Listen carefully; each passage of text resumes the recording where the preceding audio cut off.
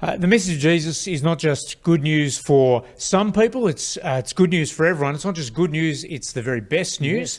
That's why, Archie, you've been with us. Well, you're spending 3 Sundays with us. You were with us last week. You've come to Portland. You've travelled this way that you can share the message of Jesus. Before you do, you've followed Jesus for some years now. Can I ask you, how is following Jesus, how has he changed you over that time? Oh, thank you, Mark. And it's great to be here at Portland too. Yeah. Pity there's no one else here, but that's life. Sometimes you can't even see it, I've got to say.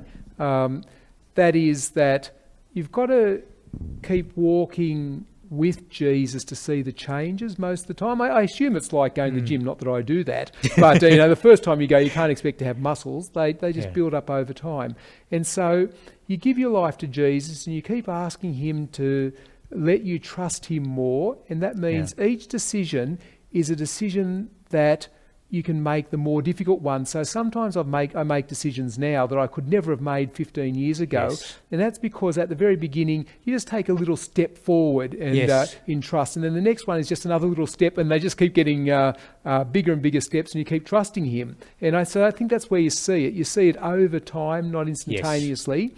Sometimes changes occur very significantly and very quickly. I've got to say I've seen that in my own life, not often enough, but I have seen it.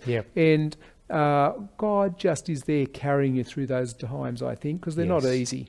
You picked up there, it's not always easy. You're going to be speaking to us later about the lordship of Jesus, his right to rule the world and us.